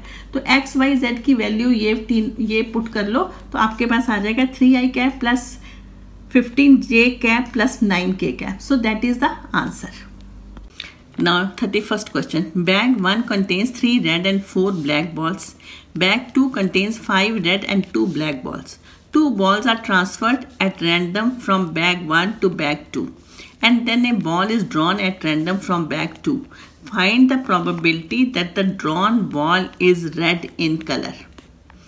Now bag 1 contains 3 red and 4 black balls. Bag 2 contains 5 red and 2 black balls. तो अब हमने E1 ले लिया। E1 क्या इवेंट लिया है? Let E1 be the event that 2 red balls are transferred from bag 1 to bag 2 and E2 be the event when 1 red and 1 black balls is transferred from bag 1 to bag 2। E3 be the event when 2 black balls are transferred from bag 1 to bag 2। Now see here, आपने 2 balls transfer किए from bag 1 से bag 2 में। तो वो जो 2 balls हैं वो 2 red colour की भी हो सकती हैं, 1 ब्लैक और 1 रेड कलर की भी हो सकती है, और तीसरा चांस है कि दोनों ब्लैक कलर्स की हो। तो मैंने वो तीनों इवेंट्स ले लिए हैं, E1, E2 एंड E3। तो अब मैंने प्रोबेबिलिटी ऑफ E1 निकाली, प्रोबेबिलिटी ऑफ E2 निकाली, प्रोबेबिलिटी ऑफ E3 निकाली। तो आपके पास बैग 1 में 3 रेड एंड 4 ब्लैक बॉल्स है। तो अगर 2 रेड बॉल्स आपकी बैग 2 में गई तो इसमें रेड बॉल निकालने की प्रोबेबिलिटी क्या आएगी, 3C2 अपॉन 7C2। इसको कैलकुलेट करोगे 1/7 आ जाएगा। प्रोबेबिलिटी ऑफ E2, आपकी 1 रेड बॉल यहाँ गई बैग 2 में और 1 ब्लैक बॉल यहाँ गई। तो रेड बॉल निकालने की प्रोबेबिलिटी क्या होगी, 3C1 एंड ब्लैक बॉल की हो गई 4C1 अपॉन 7C2। इसको कैलकुलेट करोगे 4/7 आ जाएगा। Similarly probability of E3, 2 black balls from bag 1 से बैग 2 में गई तो आपके पास क्या प्रोबेबिलिटी आ जाएगी, 4C2 अपॉन 7C2। सो आपके पास ये आ जाएगी 6/7। Let A denote the event that red ball is drawn from bag 2। मैंने यहाँ पर लिख दिया है बैग 1 में 3 रेड एंड 4 ब्लैक बॉल्स थे, बैग 2 में 5 रेड एंड 2 ब्लैक बॉल थे। प्रोबेबिलिटी ऑफ E1 ये आ गई हमारे पास, प्रोबेबिलिटी ऑफ E2 ये आ गई, प्रोबेबिलिटी ऑफ E3 हमारे पास ये आ गई। अब मुझे निकालनी है probability of A given E1। What does it mean, इसका क्या मतलब हुआ, probability a red ball is drawn from bag 2 given that 2 red balls are transferred from bag 1 to bag 2। सो इसको अगर आप ध्यान से देखोगे तो हमें बैग 2 में से एक रेड बॉल निकालनी है। तो यहाँ से E1 का क्या केस था, 2 रेड बॉल इस पे आई तो टोटल 7 हो गई। 7 रेड बॉल्स हैं, अब 2 ब्लैक बॉल्स हैं, टोटल 9 हो गई। तो यहाँ तो 9C1 आ जाएगा। ऊपर हमने रेड बॉल निकाली तो वहाँ पर 7 रेड थी, 7C1 upon 9C1 that is 7/9। Now probability of A given E2, probability इसका क्या मतलब हुआ, a red ball is drawn from bag 2 given that 1 red ball and 1 black ball is transferred from bag 1 to bag 2। तो हमारे पास अब कितना हो गया, यहाँ से एक किस में आई थी तो इसका मतलब यहाँ पर 6 रेड थी और 3 ब्लैक बॉल थी। अब इसमें से मैंने 1 रेड बॉल निकाली। सो प्रोबेबिलिटी होगी 6C1 upon 9C। Total balls तो इसमें अब 9 हो गई ना, 5 to 7 and two total 9 balls हो गई। तो 6C1 अपॉन 9C1 इसको सॉल्व करोगे आपके पास आ जाएगा 2/3। So probability of A given E3, मुझे लगता है अब ये आप देख लोगे। Probability a red ball is drawn from bag 2 given that 2 black balls are transfer from bag 1 to bag 2। अब यहाँ पर रेड बॉल्स तो 5 ही रहेंगी एंड टोटल बॉल्स तो 9 हो ही गई हैं। सो यहाँ पर आपके पास आएगा 5C1 upon 9C1। So 5/9। So probability of A is, ये फॉर्मूला लिखो, probability of E1, probability of A given E1 plus probability of E2, probability of A given E2 plus probability of E3, probability of A given E3। यहाँ पर सारी values substitute कर दो, उनको calculate कर लो, तो मेरे हिसाब से जो आंसर आता है that is 61/63। So that is the answer. This is question number 34A in set 1 and this is question number 32A in set 2. Find the coordinates of the foot of the perpendicular drawn from the point 2, 3, minus 8 to the line 4 minus x upon 2 is equal to y upon 6 is equal to 1 minus z upon 3. Also find the perpendicular distance of the given point from the line. तो मैंने यहाँ पर एक rough सा figure वैसे draw किया है. इसमें suppose this point is P which is 2, 3 and minus 8 and let M be the foot of the perpendicular and let this line is x minus 4 upon minus 2 is equal to y upon 6 is equal to z minus 1 upon minus 3. अगर ये आपके पास line है, इसको मैं equal to lambda ले लूँ तो x की वैल्यू आ जाएगी -2 लेमडा प्लस 4, y की वैल्यू आ जाएगी 6 लेमडा एंड z की वैल्यू आ जाएगी -3 लेमडा प्लस 1. सो ये जो हमारा फुट ऑफ द परपेंडिकुलर है इसके ये कोऑर्डिनेट्स होंगे. तो मुझे अगर इसके कोऑर्डिनेट्स निकालने हैं तो इसका मतलब मुझे लेमडा की वैल्यू चाहिए. अब लेमडा की वैल्यू हम कैसे निकालेंगे वो मैं आपको एक्सप्लेन करने लगी हूँ. So let m be the foot of the perpendicular drawn from the point P to the line this. So let M be the foot of the perpendicular drawn from this line, from this point to this line. And the coordinates of M are this. मैंने अभी आपको समझाया है. तो वो कैसे आए हैं तो वो मैंने आपको बता ही दिया कि x minus 4 by 2 is equal to y by 6 is equal to z minus 1 upon minus 3 को अगर लेमडा ले लेते हो तो x by z की वैल्यू आ जाएगी. तो वो हमारे फुट ऑफ द परपेंडिकुलर होगा. अब मेरी मेन प्रॉब्लम है कि इस लेमडा की वैल्यू निकालनी. Now PM is perpendicular on this line. और यहाँ से हम इसके डायरेक्शन रेशियोस पी एम के निकाल लेंगे. -2 lambda plus 4 -2, 6 lambda -3 and -3 lambda plus 1 and plus 8. तो ये हमारे डायरेक्शन रेशियोस आ जाएंगे इस लाइन के. और इस लाइन के डायरेक्शन रेशियोस क्या है? -2, 6 एंड -2, -2, 6 एंड -3. एंड ये this line is perpendicular on this line. इसका मतलब A1 A2 plus B1 B2 plus C1 C2 is equal to 0. P के कोऑर्डिनेट्स हैं 2, 3, -8. M के कोऑर्डिनेट्स हैं -2 lambda plus 4, 6 lambda -3 lambda plus 1. इसके डायरेक्शन रेशियोस लिख लो. कैसे लिखोगे? This minus this, this minus this and this minus this. Direction ratios लिख लिए. आपके पास ये आ जाएंगे direction ratios. Let it be A1 B1 C1 and direction ratios of the given line are proportional to this -2, 6 and -3. तो इसको आप A2 B2 एंड C2 ले लो. PM is perpendicular to the given line. It means A1 A2 plus B1 B2 plus C1 C2 is equal to 0. So आपके पास आ जाएगा -2 lambda plus 2 into -2 plus 6 lambda -3 into 6 plus -3 lambda plus 9 into -3 equal to 0. So ये मैंने यहाँ पर लिख दिया. इसको सॉल्व करोगे तो आपके पास यहाँ पर लेमडा की वैल्यू आ जाएगी 49 lambda is equal to 49 lambda is equal to 1. अब ये 1 की वैल्यू कहाँ सब्स्टिट्यूट करोगे? यहाँ पर m के कोऑर्डिनेट्स निकालने के लिए यहाँ पर लेमडा की वैल्यू पुट करोगे. Now coordinates of m are this. Now substitute lambda is equal to 1 in this and you will have 2, 6 minus 2. So these are the coordinates of m, foot of the perpendicular. To find the distance PM. P के coordinates हैं, m के coordinates हैं, PM का distance निकाल लो. So that is 2 minus 2 whole square plus 6 minus 3 whole square plus -2 minus 8 whole square and आप इसको calculate करोगे आपके पास आ जाएगा 3√5. So that is the distance PM. Now question number 32B. Find the shortest distance between the lines L1 and L2 given below. L1 is the line passing through 2, -1, 1 and parallel to x upon 1 is equal to y upon 1 is equal to z upon 3. L2 is this line. So the line passing through this point and parallel to this. इसको आप ऐसे लिख सकते हो 2i cap minus j cap plus k cap plus lambda I cap plus j cap plus 3k cap. And the second line L2 is R vector is equal to I cap plus 2 mu j cap plus j cap minus 3 mu minus mu k cap minus 2 k cap. तो आप इसको इस line को ऐसे लिख सकते हो. Now I cap plus j cap minus 2k cap plus इन दोनों में से mu कॉमन ले लो 2j cap minus k cap. तो आपके पास ये हो जाएगी i cap plus j cap minus 2k cap plus mu 2j cap minus k cap.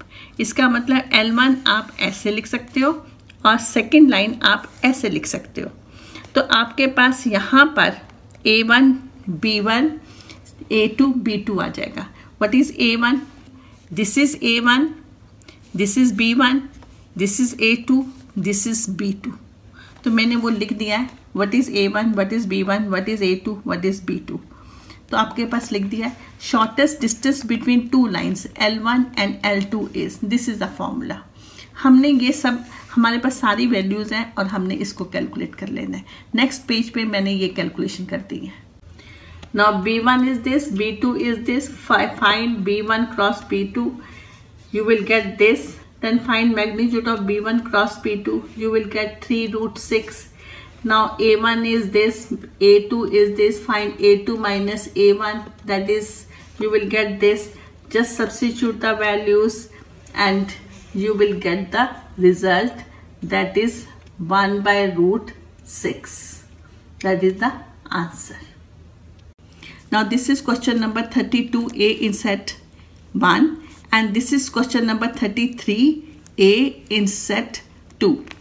What is the question? If A is equal to this matrix, then find A inverse and hence solve the following system of equations.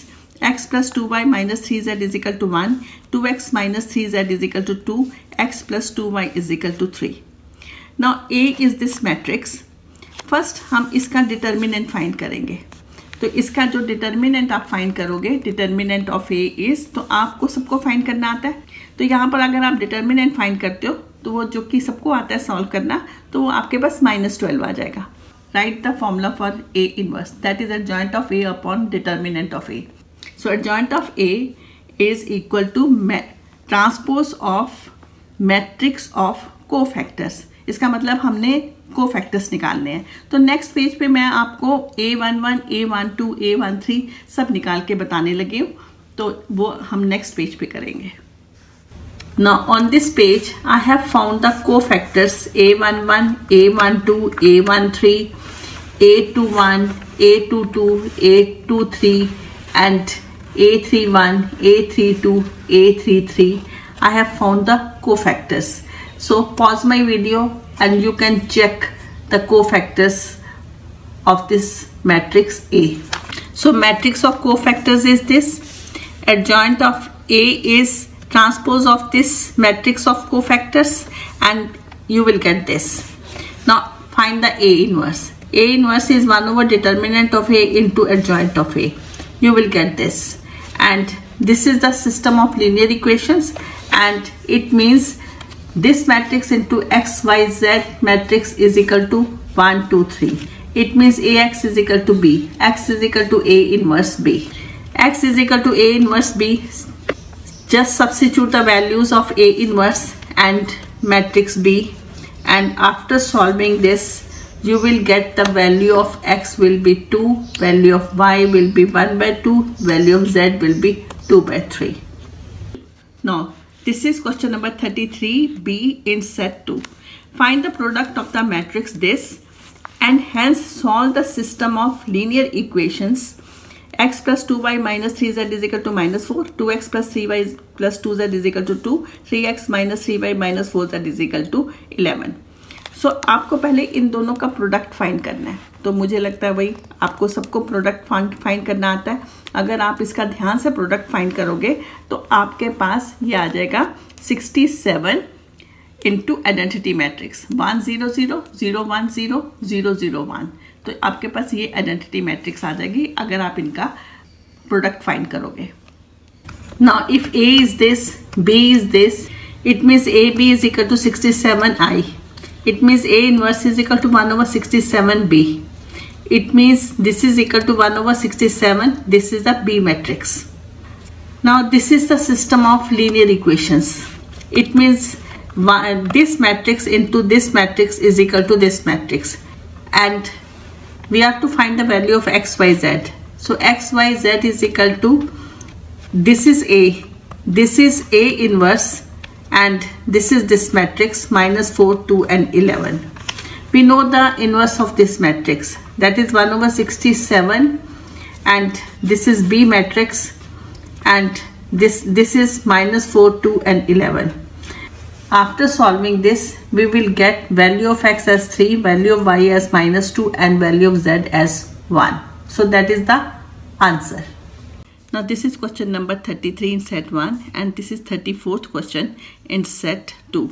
Find the area of the region bounded by the curve 4x square plus y square is equal to 36 using integration. Now 4x square plus y square is 36. Divide by 36. So we will have 4x square by 36 plus y square by 36 is equal to 36 by 36. So this is equal to x square by 9 plus y square by 36 is equal to 1. Now this is an equation of an ellipse. So we will make this ellipse. If now यहाँ पर ये x square by 9 plus y square by 36 is equal to 1 है. अगर मैं x 0 ले लेती हूँ तो y की वैल्यू ±6 आएगी. अगर y 0 ले लेती हूँ तो x की वैल्यू ±3 आएगी. It means this point is 3 0 and this point is 0 6. We have to find the area of this region. अगर मैं इस क्वाड्रेंट का एरिया निकाल लेती हूँ और उसको 4 से मल्टीप्लाई कर देती हूँ तो इसका मतलब इस रीजन का एरिया आ जाएगा. So area enclosed by the ellipse is equal to 4 times area enclosed by the ellipse and the coordinate axis in the first quadrant. तो फर्स्ट क्वाड्रेंट को हम देख रहे हैं, इसका एरिया निकालते हैं और इसको 4 से मल्टीप्लाई करते हैं तो हमारे पास इलिप्स का एरिया आ जाएगा. Now area is equal to 4 times integrate y dx from 0 to 3. Now we have x square by 9 plus y square by 36 is equal to 1. मुझे यहाँ से y की वैल्यू निकालनी है. Now y square by 36 is 1 minus x square by 9.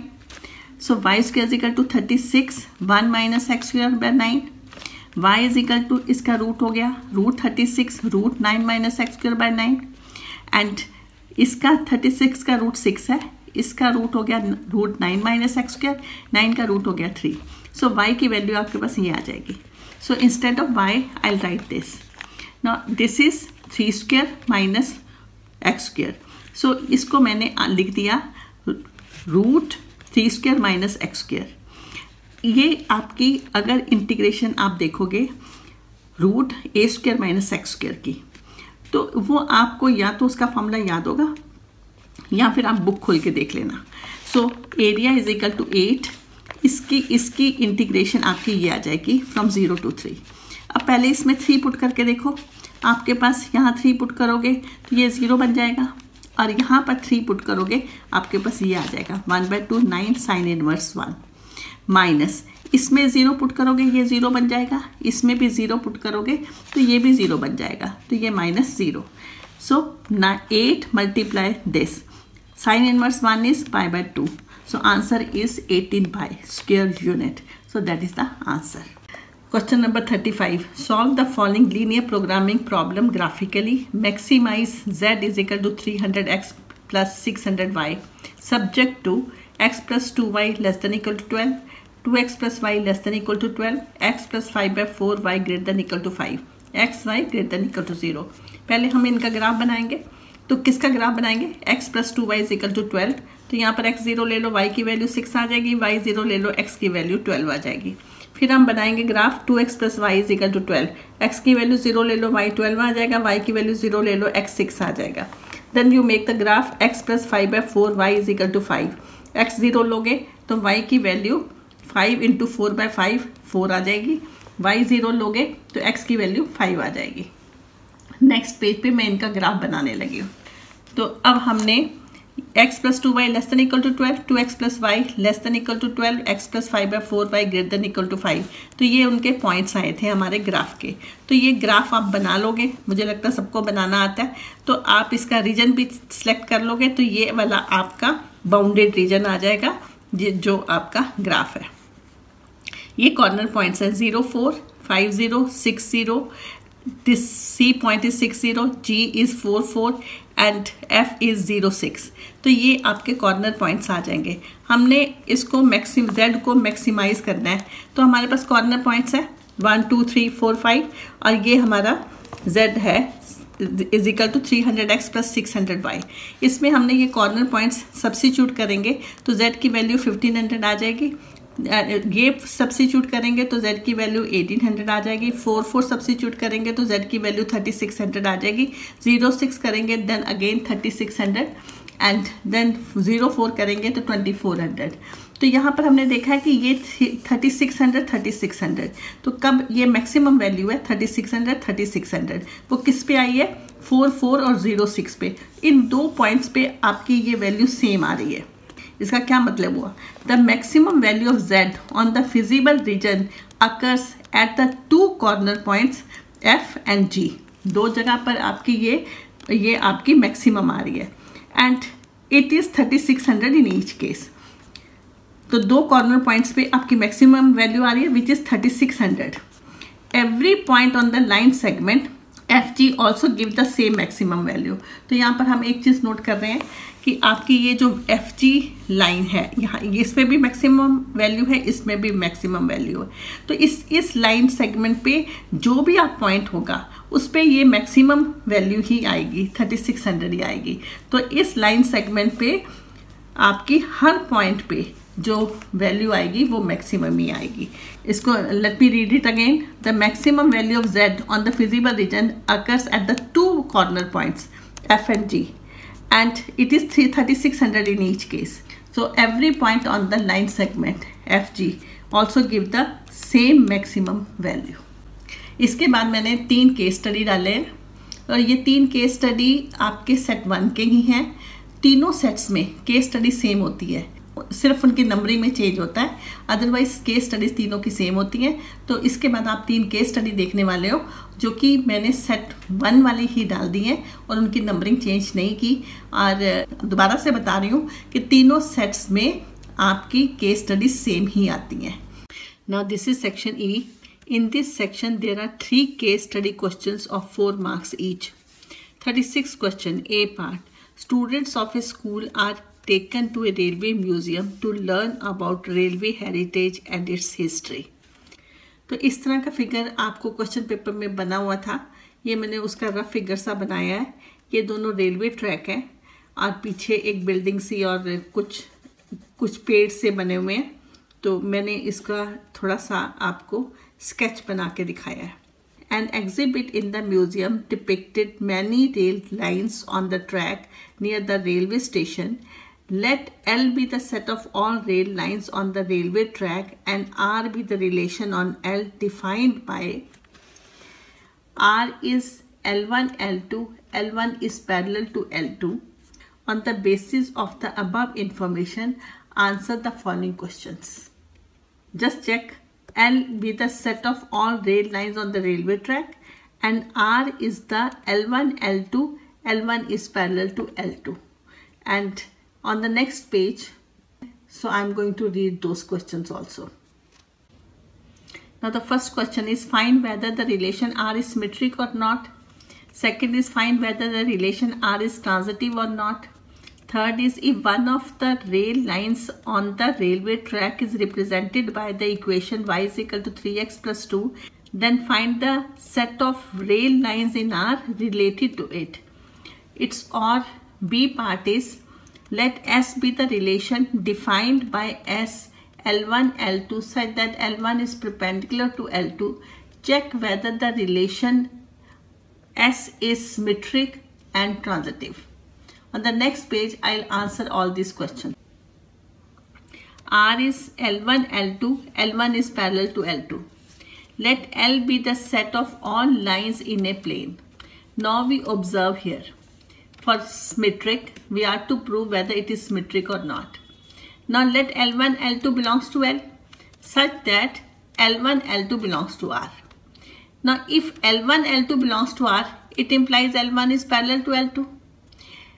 If L1 is parallel to L2, then L2 is again parallel to L1. So it implies L2 and L1 belongs to R. So L1, L2 belongs to R. L2, L1 belongs to R. So R is symmetric on L. We know that. Transitive. Let L1, L2, L3 belongs to L. If L1, L2 belongs to R, it implies L1 parallel to L2.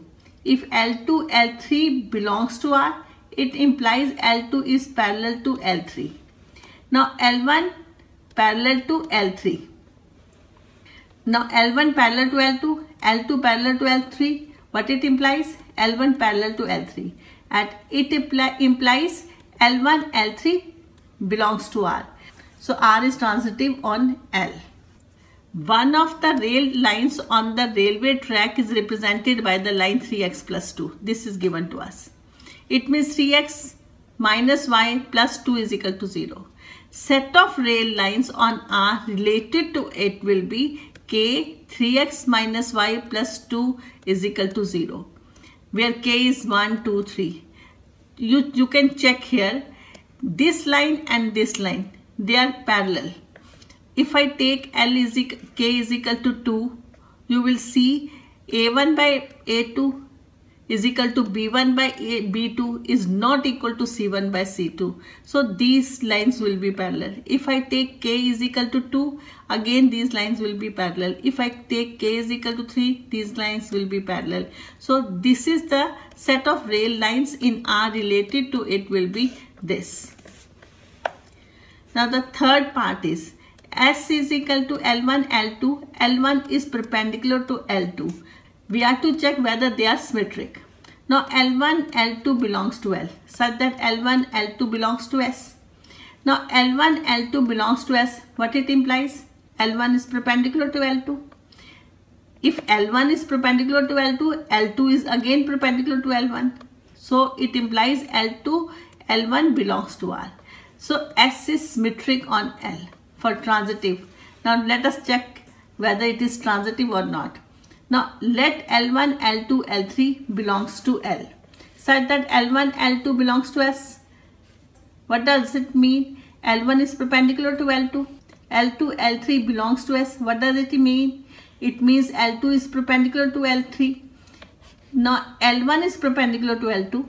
L2 is perpendicular to L3, but it doesn't imply L1 is perpendicular to L3. It doesn't imply L1 is perpendicular to L3. So S is not transitive on L. Now 37th question. A rectangular visiting card is to contain 24 square centimeter of printing matter. The margins at the top and bottom of the card are to be 1 centimeter and the margins on the left and right are to be 1.5 centimeter as shown below. तो question paper इस तरह का figure बना हुआ है, तो मैंने उसका रफ फिगर स्केच यहाँ पर बना दिया है। तो ये आपका प्रिंटिंग कार्ड है, इस पे यहाँ पर ये राइटिंग मटेरियल है, प्रिंटिंग मटेरियल है। ये मार्जिन आपका 1 सेंटीमीटर है, ये 1 सेंटीमीटर है, ये 1.5 सेंटीमीटर है, ये 1.5 सेंटीमीटर है। तो मैंने यहाँ पर इसका नाम ABCD लिखा है, इसका EFGH लिखा है, और ये आपका प्रिंटिंग मैटर है। And this is 1 centimetre, here this is 1 centimetre, and this line they have written it as X and this line they have written it as Y. So this इसको उन्होंने X लिया है, इस length को X लिया है, इस length को उन्होंने Y लिया है. On the basis of the above information, answer the following questions. Now, his first question is, write the expression for the area of the visiting card in terms of X. Second is, obtain the dimensions of the card of minimum area. Let A1 be the area of the printed matter, that is 24 square centimeter. So length AB is X, which is given to S. Breadth BC is given Y centimeter. So breadth is equal to area upon length, that is 24 by X centimeter. It means Y is equal to 24 by X centimeter. Now length of the visiting card is X plus 1.5 plus 1.5, that is X 3 centimeter, X plus 3 centimeter, and breadth of the visiting card is Y plus 1 plus 1, that is Y plus 2 centimeter. So area of the visiting card, that is length into breadth, that is X plus 3 into Y plus 2. Now area is equal to X plus 3, Y plus 2. Instead of Y, write 24 by X. So area is equal to x plus 3, 24 by x plus 2. So area I have written in terms of x. So this is the answer of our first question. But I have simplified it here. X plus 3, I have taken x as the LCM. So 24 plus 2x will come here. So again x plus 3, 22x plus 24 upon x. Multiply these two brackets. I'll get this. And after simplifying it, I'll get 2x plus 30 plus 72 by x. So area is equal to 2x plus 30 plus 72 by x. Now A is equal to 2x plus 30 plus 72 by x. Find dA by dx, that is 2x square minus 72 by x square. Substitute dA by dx as 0. You will get 2x square is equal to 72. Now value of x will be come out to be 6. This is what I have written on the next page. Now 2x square is equal to 72. X is equal to 6. dA by dx is equal to 2 minus 72 by x square. Find double derivative. That will come out to be 44 upon x square. And d square a upon dx square at x is equal to 6. That is positive, which is greater than 0. So area is minimum when x is equal to 6. So breadth will come out to be 24 by 6, that is 4 centimeter. So length of the visiting card is 6 plus 3, 9 centimeter. Breadth of the visiting card is 4 plus 2, 6 centimeter. These two are the length of the printing matter. These two are the length of the visiting card. Now the question number 38. A departmental store sends bill to charge its customers once a month. Past experience shows that 70% of its customers pay their first month bill in time. The store also found that the customer who pays the bill in time has the probability of 0.8 of paying in time next month. And the customer who doesn't pay in time has the probability of 0.4 of paying in time the next month. Based on the above information, answer the following questions. Now the question number 1. Let E1 and E2 respectively denote the event of customer paying or not paying the first month bill in time. Second, let A denote the event of customer paying second month bill in time.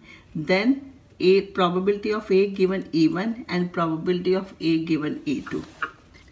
Now its third part is find the probability of customer paying second month's bill in time, or its B part is find the probability of customer paying first month's bill in time if it is found that customer has paid the second month's bill in time. Now let E1 denote the event of customer paying first bill in time. E2 denote the event of customers not paying first month's bill in time. Now probability of E1 is 70%, that is 70 by 100, that is 7 by 10. Probability of E2 is 30%, 100 minus 70, that is 30%, that is equal to 30 by 100, that is 3 by 10. Let A denote the event of customers paying second month's bill in time.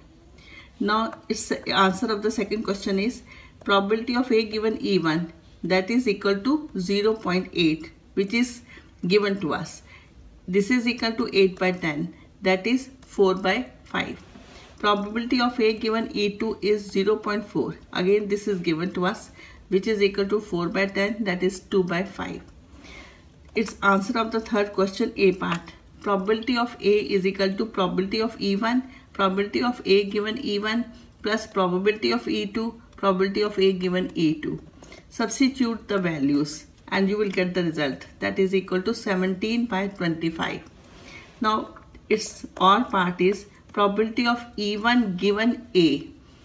So write the formula, substitute the values and you will get 14 by 17. So that is the answer.